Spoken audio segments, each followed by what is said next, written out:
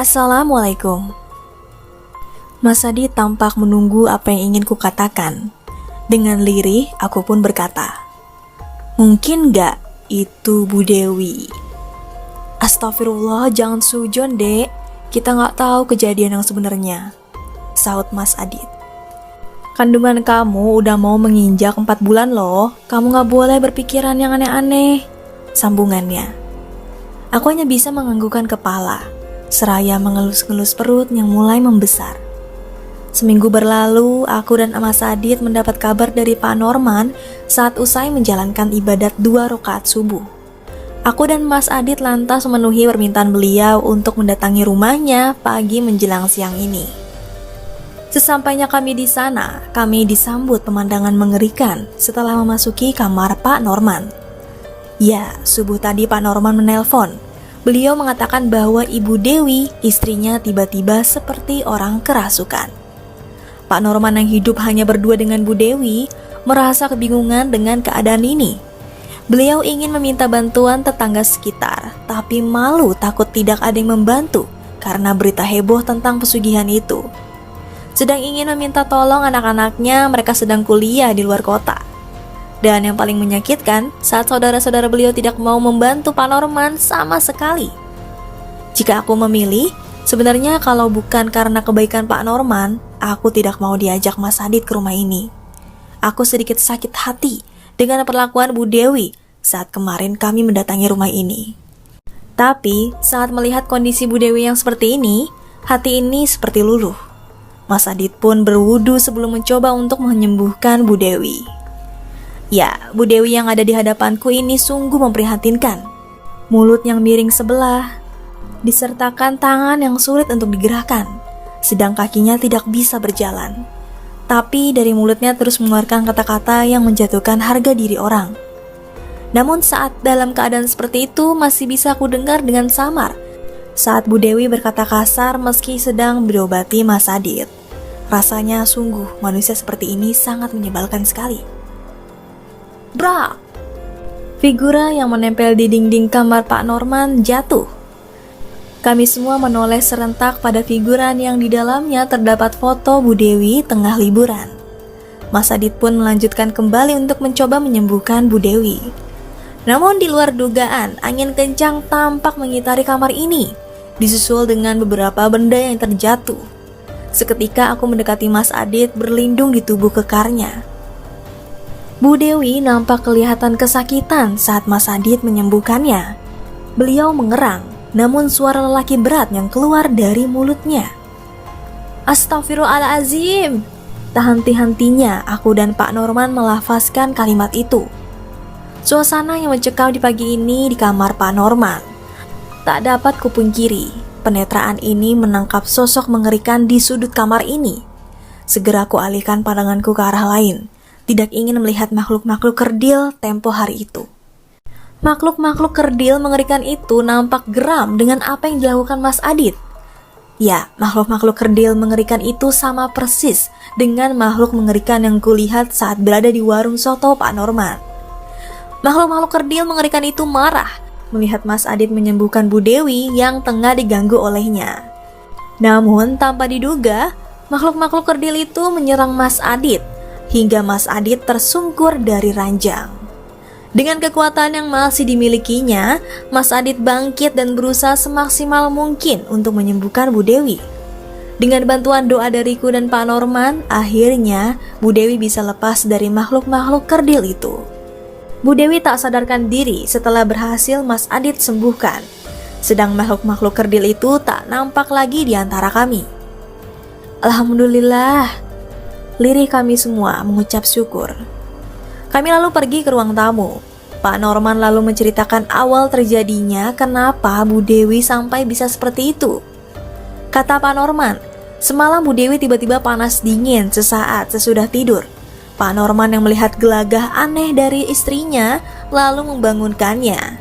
Bu Dewi nampak ketakutan setelah bangun dan terus memeluk Pak Norman sampai menjelang subuh. Saat malam harinya, keadaan rumah Pak Norman nampak mencekam saat angin kencang terus mengitari rumah ini. Di sisi lain, suara hewan malam tampak terdengar mengerikan saling bersahut. Tak berselang waktu lama saat subuh datang, Bu Dewi nampak ketakutan, seperti orang yang tengah melihat sesuatu yang mengerikan. Sedang Pak Norman tak melihat apapun itu. Dengan menunjukkan jarinya ke beberapa arah, lalu Bu Dewi mengeluarkan kata-kata yang tak wajar. Hingga akhirnya Bu Dewi keadaannya seperti yang aku dan Mas Adit temui tadi pagi.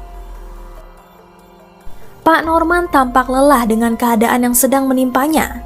Beliau juga mengeluh saat saudara-saudara yang beliau miliki malah menghujatnya saat beliau butuh bantuan. Aku dan Mas Adit prihatin dengan keadaan beliau yang seperti ini. Ingin sekali aku mengatakan keadaan warung sotonya saat terakhir kali aku ke sana. Namun niatanku terhenti saat brak, mendengar suara benda yang terbentur dengan keras. Kami pun sama-sama menoleh. Pintu yang tertutup dengan kencangnya membuat kami terperanjat. Apalagi di sekitar kami tidak ada angin sama sekali. Ya, pintu itu adalah pintu kamar Bu Dewi yang baru saja kami keluar, dan sengaja tidak ditutup karena pengap. Pak Norman lalu bangkit untuk membuka kembali pintu tersebut. "Loh, kok terkunci?" ucap Pak Norman saat membuka pintu yang tertutup itu. Aku dan Mas Adit lalu mendekat dan mencoba membuka pintu itu. "Astagfirullahaladzim, kok nggak bisa dibuka ya?" lirih Mas Adit. Saat kami tengah disibukkan dengan pintu yang tidak mau terbuka ini, dari dalam kamar terdengar raungan kesakitan. Pak Norman semakin tidak sabar untuk mendobraknya. "Wah, wah!" teriak Bu Dewi kesakitan. "Ya Allah Dewi, kamu kenapa?" lirih Pak Norman frustasi. "Pak, tolong Dewi, Pak!" jeritan Bu Dewi semakin keras. "Aduh, Mas, cepetan Mas!" ucap Pak Norman cemas. "Wah, tolong! Tolong!" jeritan Bu Dewi semakin menjadi hingga tak terdengar lagi suara dari dalam. "Deo, kamu yang sabar ya Deo." Terdengar suara Pak Norman yang mulai melemah.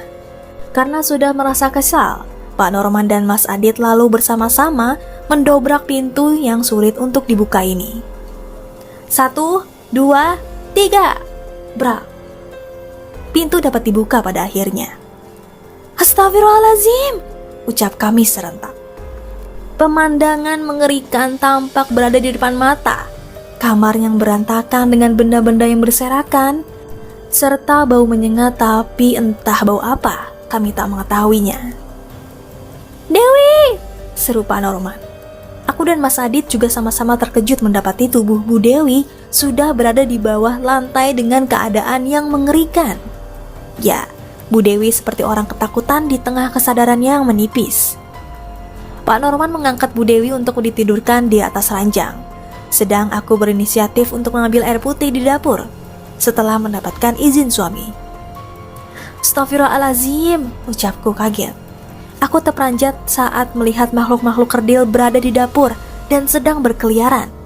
Niatanku terhenti dan aku lekas membalik badan. Aku tidak jadi ke dapur dan segera kembali menuju kamar. "Loh, mana minumannya?" tanya Mas Adit heran melihatku tidak membawa apapun. Aku melirih saat itu lalu berbisik, "Nanti aku kasih tahu." Setelah agak tenang, aku, Mas Adit, dan Pak Norman lalu duduk di ruang tamu, meninggalkan Bu Dewi yang sudah terlelap. Setelah aku dan Mas Adit saling membagi kode, Mas Adit lalu mengatakan sesuatu. "Pak, saya ingin mengatakan sesuatu, tapi saya harap Bapak jangan tersinggung dengan perkataan saya," ucap Mas Adit. Pak Norman menganggukkan kepala tanda setuju. "Pak, sebenarnya Bapak sudah mengetahui belum tentang berita di luaran sana?" ucap Mas Adit hati-hati. Pak Norman menggelengkan kepalanya. "Aku juga tidak pasti mengatakan ini, tapi saya juga berpikir kalau istri Bapak melakukan pesugihan," terang Mas Adit. Pak Norman lalu menajamkan penetraannya kepada kami. Dengan sedikit amarah yang keluar, Pak Norman tidak terima istrinya dikatakan seperti itu. "Dewi tidak mungkin melakukan itu. Apa kalian tidak percaya dengan saya?" tanya Pak Norman. "Penglihatan ini yang membuatku jadi yakin, Pak," sahutku. Pak Norman tampak mengeringitkan keningnya. "Maksudnya?" tanya beliau. Aku lalu mengatakan semua yang aku lihat saat berada di warung soto miliknya untuk yang terakhir kalinya itu. Ya Allah, astagfirullahaladzim, lirih Pak Norman. Tidak ada kebohongan di dalamnya, Pak. Saya melihat dengan mata kepala saya sendiri, terangku. Apalagi makhluk-makhluk itu sekarang ada di... Sambungku. Mas Adit dan Pak Norman langsung menoleh ke arahku lalu. Gimana? Tanya mereka bersamaan. Mereka sedang memperlihatkan kita. Mereka ada di sekitar kita saat ini, ujarku. Kulihat wajah ketakutan juga penasaran dari dua lelaki di hadapanku ini. Jika saja aku bisa memperlihatkan mereka pada dua orang di hadapanku ini, maka akan segera aku lakukan.